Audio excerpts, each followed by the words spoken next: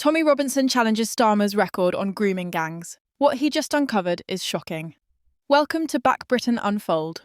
You're going to want to hear this all the way through because while most of the media continues to tiptoe around the topic, one man just reignited the debate with new footage, fresh documents, and a message that's already shaking up the political establishment. Tommy Robinson, never one to hold back, has just dropped what he claims is undeniable evidence calling into question Keir Starmer's role during one of Britain's most painful scandals, the grooming gang crisis. And whether you support Robinson or not, the footage is now out there, and it's raising big questions. Let's get right into it. In a video released late Tuesday night, Robinson walks viewers through archived documents, past Crown Prosecution Service decisions, and a timeline of internal memos from the early 2000s, a period when Keir Starmer served as Director of Public Prosecutions.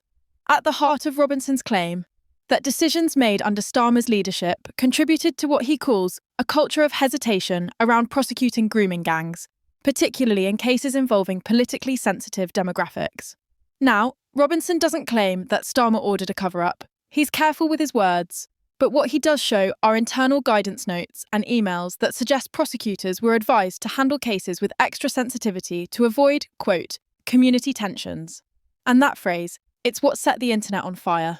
Robinson's breakdown includes one particularly explosive segment. He reads aloud from a 2010 memo where a CPS official references the need for balanced approaches when pursuing complex group cases that may have wider social implications. To many watching, that sounded like code for one thing: political pressure. Now again, is that proof of wrongdoing? No. But is it enough to raise serious questions about how grooming gang cases were handled during Starmer's time at the top of the CPS? Thousands online seem to think so. Let's talk about the public reaction. The video racked up over 500,000 views in less than 12 hours. On X, hashtags like #StarmerKnew and #GroomingFiles started trending almost instantly. One user posted, "Why is it always up to the public, not the press, to demand answers on this?" Another added, "I don't agree with Tommy Robinson on everything, but if what he's showing is real, Starmer has a lot to answer for." Even GB News hosts weighed in. One commentator said, "Whether or not you like the message is serious. We've known for years there were missed chances. Now we're asking who missed them, and why." So far, the Labour Party hasn't responded directly to Robinson's video.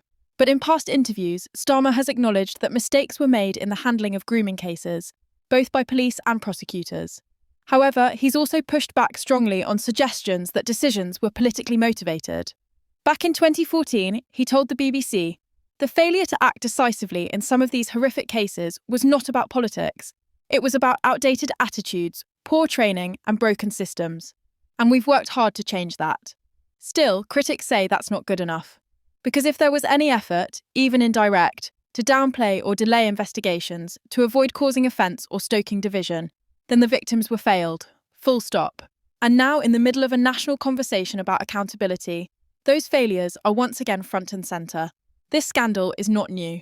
For over a decade, brave survivors from towns like Rotherham, Telford and Rochdale have told their stories of being ignored, disbelieved, or passed around by authorities more worried about appearances than protection.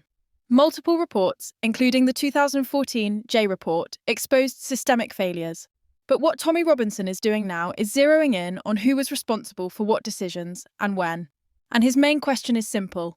If Starmer wasn't aware, why not? And if he was, why didn't he act more forcefully? It's important to be fair here. Being head of the CPS doesn't mean you personally approve every case. There are layers, teams, legal frameworks. Politics is complicated. But when a person rises to the position of Prime Minister-in-waiting, as many believe Keir Starmer now is, scrutiny follows. And Robinson's video is making sure the spotlight doesn't go anywhere. So, what happens next? This was today's important update.